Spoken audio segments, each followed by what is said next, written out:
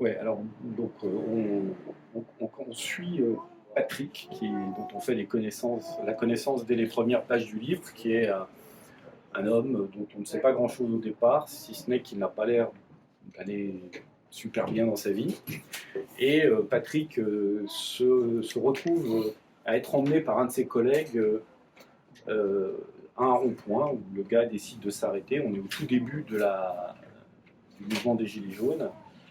Et donc sur ce rond-point, il va rencontrer trois autres personnages, une femme.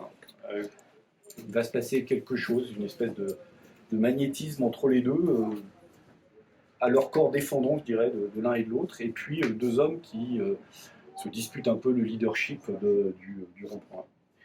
Et puis au fil des pages, on va rencontrer d'autres personnages qui tous ont un lien avec des personnes qui sont sur ce rond-point. L'intrigue est complètement liée aux événements qui se passent sur ce rond-point. Et puis la particularité, on y reviendra, c'est que chaque chapitre est raconté à la première personne par l'un des personnages du livre. Voilà, donc c'est ça un peu l'intrigue dont je peux parler.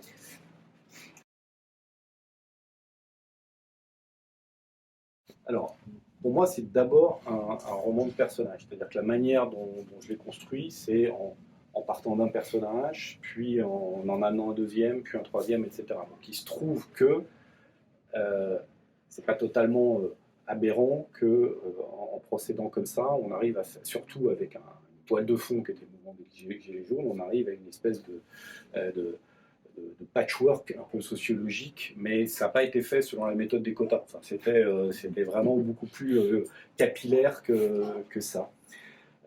Et donc, enfin, ce qui m'a beaucoup intéressé moi en écrivant, c'est de me mettre dans la peau des personnages. Je me suis intéressé à eux. D'une certaine manière, je crois que je les aime tous, bien qu'ils soient assez différents, antagonistes et pour certains très très antagonistes. Mais par contre, la dimension sociale, elle existe, et elle existe d'autant plus que c'est l'ensemble des événements assez extraordinaires quand même qu'on a vécu pendant cette période qui va aussi les révéler et qui va aussi les faire réagir, comme je crois, ça nous a tous un peu interpellés, ces événements. Ça a changé quand même pas mal de choses dans la manière dont on interagissait avec la société, avec notre entourage. Je reviens sur fragilisés par existence. Ils ne sont pas tous, à mon avis, fragilisés par existence. Enfin, pour autant qu'on puisse ne pas être fragilisé par existence. Mais il y en a qui sont vraiment très fragiles, et d'autres qui sont, je dirais, un peu plus fonctionnels. Et l'idée, c'était aussi d'avoir deux paires de personnages, deux femmes, deux hommes, qui se répondent un petit peu avec l'interrogation: qu'est-ce qui fait qu'on bascule d'un côté ou de l'autre? Quelle est la part du hasard? Quelle est la part du déterminisme? Quelle est la part du libre arbitre?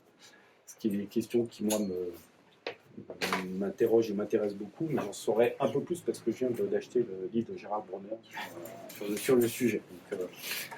Mais voilà. Donc oui, il y a la dimension sociale comme miroir et comme révélateur un petit peu des personnages. Alors il y a ça, mais il y a aussi des gens qui n'arrivent pas à se parler, à se comprendre, alors qu'ils ont des origines communes ou une histoire commune. Alors moi je pense que les gens, ils communiquent, mais ils ne se parlent pas. Ils communiquent au sens où les animaux communiquent, c'est-à-dire ils envoient des signaux, et ces signaux sont plus ou moins bien interprétés, et en cas d'espèce plutôt mal interprétés, et on a des gens qui vivent avec des représentations des autres plutôt que vivre avec les autres. Et je pense que c'est aussi un peu une des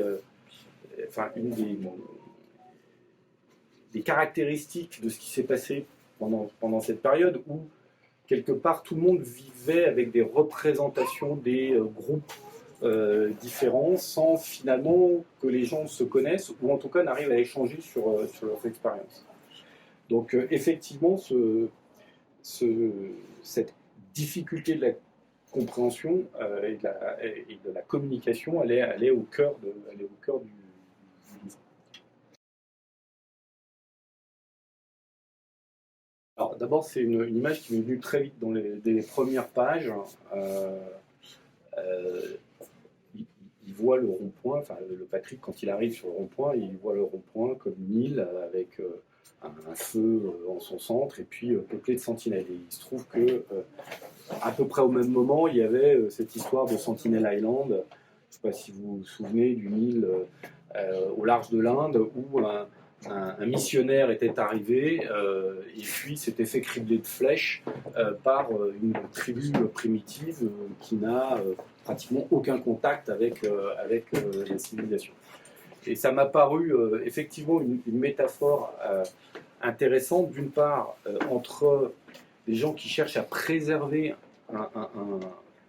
leur manière de vivre et qui perçoivent le monde extérieur comme une menace, avec l'espèce d'illusion qu'on peut ne rien changer à ce qu'on va faire, mais qui, bon, néanmoins en souffre. Et puis en face, le missionnaire qui arrive en prétendant au nom de ce qu'il croit lui faire le bonheur des gens malgré eux, et en leur expliquant qu'ils ne comprennent pas, ils ne savent pas ce que lui sait. Ça peut aussi être pris comme une espèce de métaphore de tout un discours sur la mondialisation heureuse, etc. Alors, le bouquin a été écrit avant le Covid, donc le discours sur la mondialisation, il est un petit peu moins fort. Mais donc, là encore, deux mondes complètement orthogonaux et qui en l'espèce, dans le cas du missionnaire, ça c'est pas très très bien fini pour lui, quoi.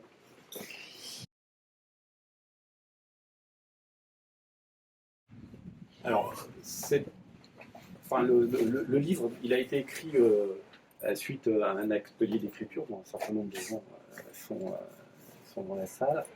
Et donc, il n'a pas été construit dans une logique euh, euh, procédé, vision d'emblée de ce que je voulais faire, etc. En revanche, il y a un truc que d'emblée j'ai su que j'allais faire, c'était un, écrire à la première personne, et deux, alterner les points de vue des personnages. Parce que je pense que c'est un moyen, alors je ne sais pas si c'est le meilleur moyen, mais en tout cas c'est un moyen assez puissant pour vraiment rentrer dans la tête de quelqu'un, euh, approfondir, donner de la texture, de la cohérence, et puis en même temps se débattre un peu, comme on se débat tous quand on réfléchit soi-même. Ça avait aussi l'avantage pour moi, à titre un peu égoïste, c'est que j'avais écrit un premier livre qui n'était pas du tout une fiction, qui était un témoignage sur mon expérience personnelle. Donc là, c'était simple, puisque j'étais dans ma propre tête, mais néanmoins, j'éprouvais le plaisir d'écrire des choses au moment où je les pensais, ou de les penser parce que j'écrivais, ou de les écrire sans avoir totalement conscience que je les avais pensées. Donc là, c'est encore multiplié, parce que bien évidemment, les personnages, ils n'ont rien pensé avant que j'écrive pour eux. Mais je trouve que c'était vraiment un moyen de rentrer dans l'intimité des gens.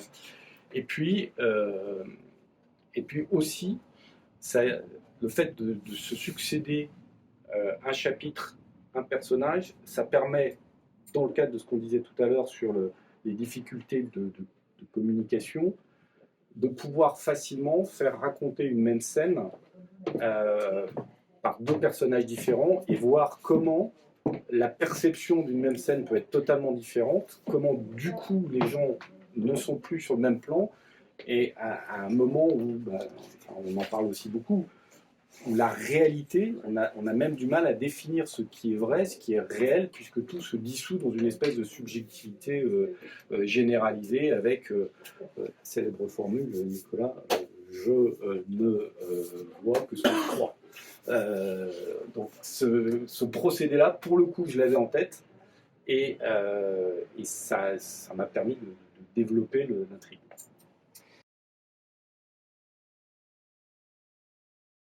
Alors, le côté cinématographique des textes littéraires, oui, moi c'est quelque chose que j'apprécie beaucoup. Enfin, quand on est amené à visualiser une scène, souvent d'ailleurs à partir d'un détail qui n'est pas forcément au cœur de la scène, etc. Mais ça permet d'ancrer l'imaginaire. Il y a quelqu'un qui fait ça très très bien, pas dans la littérature, mais dans le monde de la chanson, c'est Bruce Springsteen, enfin, qui, qui crée des chansons qui sont des véritables films. Donc, bah, si j'y arrive un peu, c'est pas mal. Alors après, moi, je suis pas un énorme lecteur. Je, je suis influencé aussi, si tu me parles des influences, par les séries. Parce que les séries, je trouve que c'est toujours ma passion un peu pour les personnages. C'est un format qui donne la possibilité de creuser les personnages, et y compris les personnages secondaires, de manière assez fine. Et dans la narration, ça m'a aussi permis bon, d'avoir des petits trucs un peu cliffhanger où un chapitre se termine sur un élément qui ne sera repris que dans le chapitre suivant, mais plusieurs pages plus loin, de manière à se faire juste à poser ou superposer des horizons temporels un peu différents. Alors en termes d'auteur, je ne saurais pas dire. Enfin, il y a des auteurs que j'aime bien. Enfin, moi, j'aime bien Paul Auster, j'aime bien Philippe Roth, j'aime bien Houellebecq, bien certains livres d'Angot. Peut-être un livre qui est un peu plus marquant, c'est Vernon Subutex. Parce que quand j'ai lu Vernon Subutex, je me suis vraiment rendu compte que les personnages, en tout cas pour moi, étaient beaucoup plus importants que l'intrigue. Et que bon, l'intrigue, elle est pas ce qui est le plus intéressant dans le livre. Et quelque part, ça a dû me décomplexer un peu en me disant, bon, ok, il n'y a pas forcément besoin d'avoir une intrigue au départ et de savoir qu'on va raconter quelque chose. Et finalement, c'est en partant des personnages et en développant les personnages qu'on va créer quelque chose qui sera peut-être intéressant.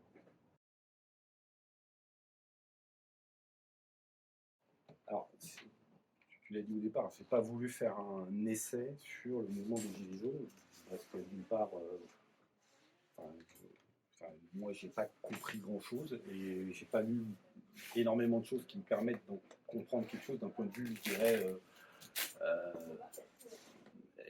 enfin, qui pouvait expliquer tout et en particulier cette violence, parce que enfin, moi, je l'ai effectivement vécu comme une espèce de rupture avec l'irruption dans un mouvement social, mais qui ne ressemblait à aucun autre, une violence totalement débridée et d'une violence qui, quelque part, n'avait même plus grand sens et même pas d'intérêt tactique ou stratégique.